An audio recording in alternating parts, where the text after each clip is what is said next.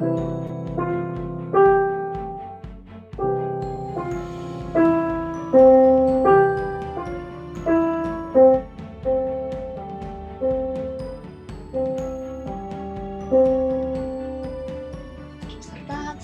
chord, C, E, G, okay, and then G7, F, and G. Okay, if you can reach for your pinky, then you can play B, F, and G.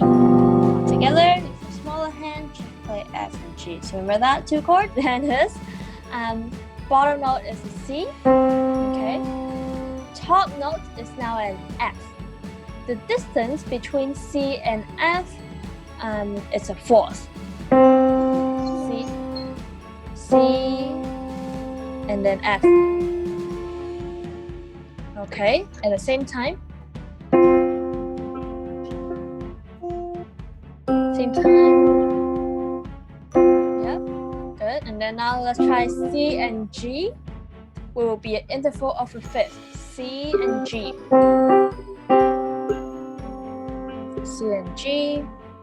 Okay, we'll try that a couple times.